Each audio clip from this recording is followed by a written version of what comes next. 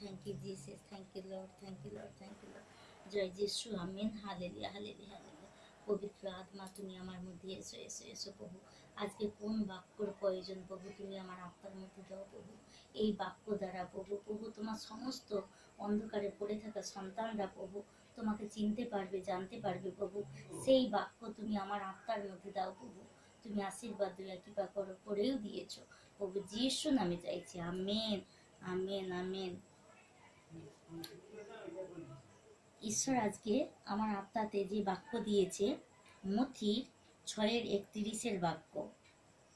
অতএব ইহা বলিয়া ভাবিত হইও না যে কি ভোজন করিব, বা কি পান করিব, বা কি পরিব, কেননা পরজাতিরাই এই সকল বিষয় চেষ্টা করিয়া থাকে।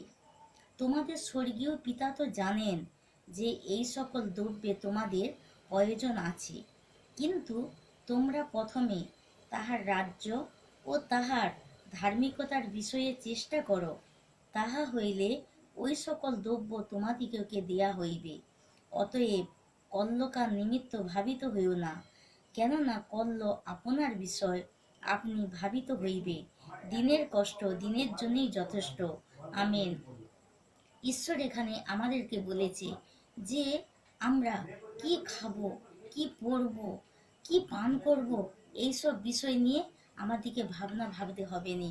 কেননা ঈশ্বর বলে দিয়েছে যে ওইগুলো তুমি আগে ভাবতে, এখন আর কেন ভাববে। কেননা ঈশ্বর এখন বলেছে যে এগুলো তো পরজাতিরা ভাববে, যারা সব সময় চেষ্টা করছে, ভাবনা ভাবছে আজকে কি খাবো, এবেলা খেয়ে স্যাবলা কি খাবো, কালকে কি খাবো। তাদের ভাবনা চিন্তা শুধু এই, কি খাবো, কি পরবো, কোথায় যাব, তাদের ভাবনা এই। কিন্তু ঈশ্বর যে আমার দিকে মনোনীত করছে, আমাদের শুধু চিন্তা ভাবনা থাকবে ঈশ্বরের কিভাবে আমরা আরাধনা করব, তার ভজন করব, বাক্য পড়ব, সুসমাচার প্রচার কিভাবে করব, আরও 5জন অসুস্থ মানুষকে, অন্ধকারে পড়ে থাকা মানুষকে কিভাবে বলবো। আমাদের ভাবনা চিন্তা শুধু এটাই থাকবে। ঈশ্বর সেই জন্যই আমার দিকে বলেছে যে প্রথমে তার রাজ্য ও ধার্মিকতার বিষয়ে চেষ্টা করো, তাহলে ওই সকল দ্রব্য তোমাদিগকে দেয়া হবে। আমরা যখন তার রাজ্যের বিষয়ে ভাবনা চিন্তা রাখবো, সবসময় আধ্যাত্মিক বিষয় নিয়ে ভাববো, চিন্তা করব, সুসমাচার প্রচার করব, সত্যটা সবাইকে বলবো। অন্ধকারে পড়ে থাকার মানুষরা যখন আমাদের কাছে এসে তাদের দুঃখ কষ্টের কথা জানাচ্ছে, তখন আমরা এই প্রভু যিশুর সুসমাচারের কথা তাদেরকে বলবো যে এখানে এলেই তোমরা শান্তি পাবে, তোমরা অন্ধকার থেকে সরে আসবে, তোমাদের সুখ শান্তি আনন্দ প্রচুর ভরে উঠবে। তো এইগুলো যখন আমরা বলতে পারবো, তখন ঈশ্বর বলছে যে তোমাদের কি প্রয়োজন আমি সব দেবো। খাবারের প্রয়োজন, তোমাদের পোশাকের প্রয়োজন, তোমরা কি কোথায় যাবে, কি খাবে, কি হবে, সব আমি তোমাকে সব দেবো।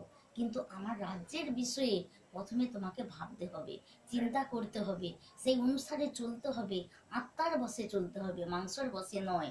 ওই জন্য ঈশ্বর বলছে দিনের কষ্ট দিনের জন্যই যথেষ্ট। প্রতিদিনের চিন্তা প্রতিদিনই করব।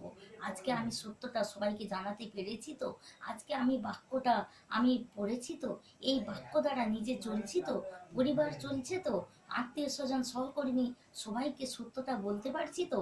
এই ভাবনাটা যেন আমাদের প্রতিদিন থাকে, ঈশ্বর এটাই চাইছে। তো thank you Jesus, thank you Lord প্রভু। তুমি আমাদের প্রতি দয়া করো, কৃপা করো, করুণা করো প্রভু। যতজন তোমার এই বাক্য শুনছে প্রভু, তুমি সকলের মন পরিবর্তন করো প্রভু। তাদের দিকে তোমার এই সত্য পথে নিয়ে এসো প্রভু। প্রভু গো, তাদের প্রতি তুমি দয়া করো, কৃপা করো। তাদের পরিবারের স্বামী সন্তানদের মঙ্গল করো, দয়া করো প্রভু। আমার বিশ্বাস প্রভু এইগুলো সব আশীর্বাদ করে দিয়েছো প্রভু। যিশু নামে চাইছি প্রভু। Amen, amen, amen.